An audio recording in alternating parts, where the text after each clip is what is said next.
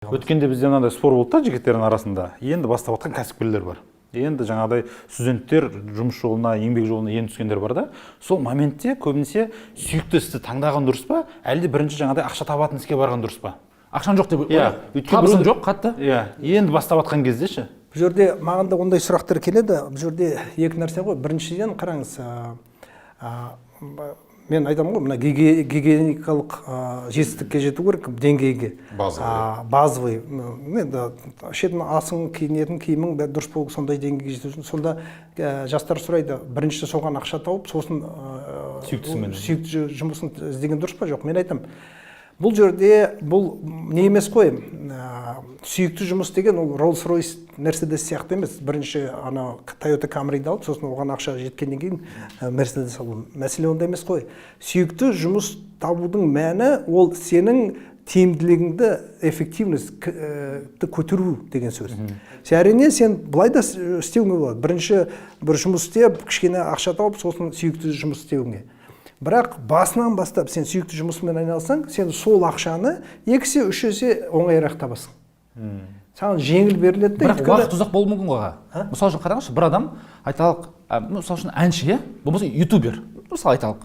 Ол аудитория жинау керек, оған бір 2-3 жылдан кейін барып, айталық, ол өзінің қалаған суммасы 200 мың теңге табады мысалы үшін.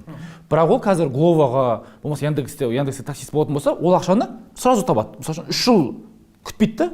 Осы жерде не болады? Ондай болады, ондай гэп дейміз, енді ағылшынша айтқанда. Уақыт сәйкес келмейді. Мына жерде әлі мынау табыс көзі болған жоқ, сен мына басқа бірге жұмыс істеуің керек. Ол әрине бір өсудің бір саты. Бір бақытты адамдар, сәті бар адамдар, олар бірден тауып алады, өзінің сүйікті жұмысын тауып алады, сонымен кетсе, олардың тиімділігі керемет болады.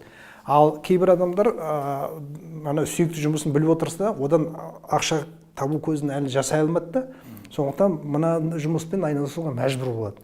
Әрине істеу керек, деңгейге жету керек, ондай өйткені, бірақ кез келген қандай жұмыспен айналыссаң да жұмысыңа мән беру керек. Мән бергенде смысл дейді ғой. Мағына беру керек та. Мағына беру керек. Өйткені мәселе тиімділік неден бастады? Мынау миссия деймін ғой, мен миссия туралы көп айтамын. Миссия деген сенің өміріңнің мағынасы. Сен бұл өмірге не үшін келдің деген сұраққа жауап қой. Егер сен ертерек сол сұраққа жауап берсең, онда барлық сенің әрекеттерің тиімді болады өмір бақи. Сен мынандай зигзаг болмайды да. Ал егер мысалы оған жауап бере алмасаң, онда бір күні мынаумен айналысасың, сосын мынаумен өмір бақи бір бақытыңды іздеп қуып жүрген бір жалған дүниені қуып жүрген адам боласың.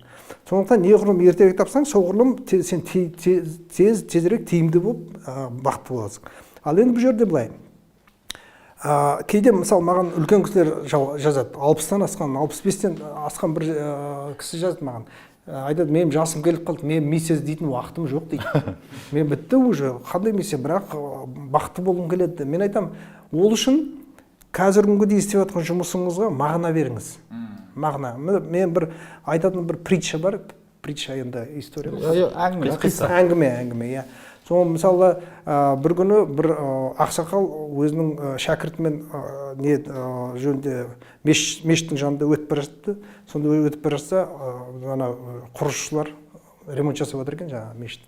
Сосын біреуден сұрапты, сен немен айналысып болсын десе, ол айтты, мен мына цемент тасып жүрмін, мына жерге штукатурка жасап жатырмын. Сосын өтіп бара жатса, мынау дворник бар ғой, сыпыратын, нені тазалайтын, жолын тазалайтын. Содан сұрапты, сен жұмысың неде десе, ол айтады, мен Аллаға жол ашып беріп отырмын дейді. Енді орысшасы я чищу дорогу к храму, қазақшасы примерно Аллаға жол ашып беріп, Аллаға емес, Аллаға баратын жолды ашып беріп отырмын. Үйіне баратын жол ашып беріп отырмын. Сонда көріп отырсың ба, былай күнделікті былай көзқараспен қарасаң, ол жай сыпырғышпен дворник тазалап отқан, бірақ көріп отырсыз ба, қандай мән беріп отыр, мағына беріп отыр өзінің жұмысына. Адам өзінің жұмысына мағына бергенде ол басқаша көзқараспен қарайды. Өйткені жай дворник ол жай сыпыра салады, а бұл жоқ, әрбір мына бордюрмен жолдың арасында мына іргесі бар ғой, соған дейін тазалап, әп-әдемі қылып тазалап, сондай өзінің жұмысына сондай көзқарасы сондай болады да, үлкен ықыласпен қарайды жұмысына. Сонда ол егер жұмысына үлкен ықылас бөліп қаратса, оның жұмысы қандай болады? Сапалы болады. Ал сапалы жұмысы болғаннан кейін әрине оны басшысы жұмысын көреді, көбірек ақшасын төлейді, сөйтіп бәрекет келе бастайды да, келе бастайды. Бұл жерде сосын көптеген мысалы жастардың, мен байқағаным, жастар негізі дұрыс сұрақты қоя алмайды. Мысалы көбісі маған айтады, мысалы мына жетістікке жету жолдары қандай, қалай жетістікке жетуге болады дейді, сондай. Сонда оны мен көп адамдарға, мысалы өткен жолы неде бір завтракта неткем, сөйлегем, орыстардың бизнесмендері. Мен айтам, сендер өздеріңді естіп отырсыңдар ма деймін. Сендер жетістікке жету жолын сұрап отқан жоқсыңдар. Жетістікке жету жол миллион, көп. Сендердің дұрыс сұрақ жауап беріңдерші. Сонда дұрыс сұрақ жауап бер, дұрыс сұрақ қоя алмады. Дұрыс сұрақ қоя алмады. Сонда мен айтам, сендердің дұрыс нақты сұрақтарыңды айтайын ба? Сендердің сұрақтарың былай. Марлан, бізге жетістікке тез жету жолын. Сендер көздеп атқандарың жетістік емес, көздеп атқандарың тез. Срочно. Өйткені жетістікке жету жолын сұрасаңдар, онда көп қой. Интернет толы, коучтар көп. Бірақ сендерге ол ұнамайды ғой. Неге ұнамайды? Өйткені сендер тез жеткілерің келеді. И сондықтан сендер бір коучтан екінші коучқа жүгіресіңдер, өйткені мүмкін мынау бір тәсіл айтып қалар, мынау бір амалын айтып қалар, үйтер деп. Сондықтан мына жастардың проблемасы, мына мысалы байлар мен кедейлердің арасындағы мысалы, мына байлардың көбісі бай болу себебі олар өзінің сүйікті жұмысымен айналысады.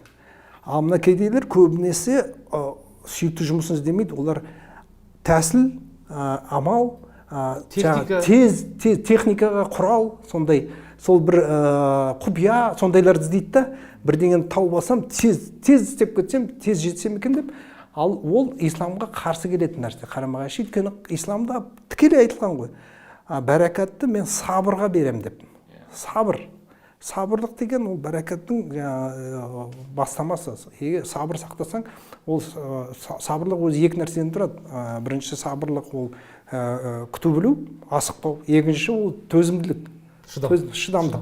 Бір құлағаннан тұрып кету, ары қарай сол сияқты ғой. Сондықтан мен жастарға айтам, сендер сұрақты дұрыс қойыңдар.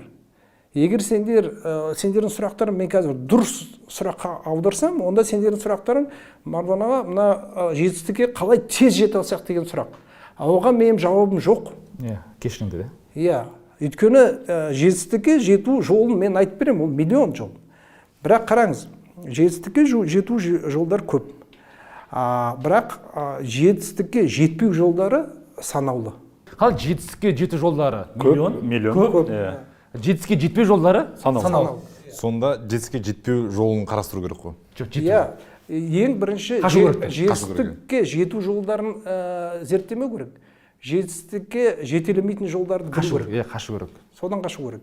Бұл жерде гректердің бір данышпан тәсілі бар, виа негатива деген. Керісінше ойлау.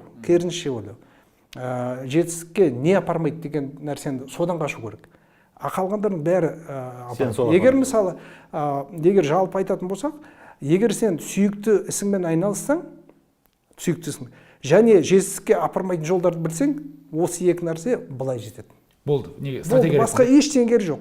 Өйткені сен су ішкің келгенде, су табу амалын табасың. Біреуден сұрап ішесің, біреуден тартып алып ішесің, жүгіріп колонка барып келесің, сатып аласың, анау суп, анау не полотенцін сығып аласың, әйтеуір бір амалын табасың. Сондықтан орыстарда бір жақсы не бар, бір философта айтылған. Егер дейді адамда мынандай сұраққа жауап болса дейді, зачем, не үшін деген, онда қалай деген сұраққа ол жауабын өзі табады. Дұрыс сұрақ, жауапты жауап. Не үшін деген сұраққа жауап болса, онда қалай деген сұраққа жауапты өздерің анықтап боласыңдар. Проблема жастардың көбісі қалай деген сұраққа жауап іздейді да, қалай, тәсіл іздейді, құрал іздейді, әдіс іздейді, құпия іздейді, сол сияқты ғой. А не үшін деген сұраққа жауап бермейді. Сондықтан жаңағы сүйікті жұмыс деген, миссия деген, ол не үшін, ол немесе жұмысыңа мағына бер дегенде, ол кез келген жұмыстан адам мағына таба алады. Кез келген, мысалы, сен кез келген шопыр болып жүргеннің өзінде шопыр болып сезінбе. Мысалы, мына кедей адамдардың көбісі өзінің қазіргі жағдайын ойлайды. Өсетін бала ол өзінің кім болатынын ойлайды да. Ұзаққа қарай алады ғой. Иә, кім болады? Қазіргі жағдайына қарамайды. Анау шалбары жыртық екен, дұрыс асына ақша жетпейді неткен, оған зейіні ондай емес. Зейіні қандай, ол қандай болатынында. Менде қазір не жоқ емес, менде не болады, иә? Не болады? Мен кім болады деген сөз.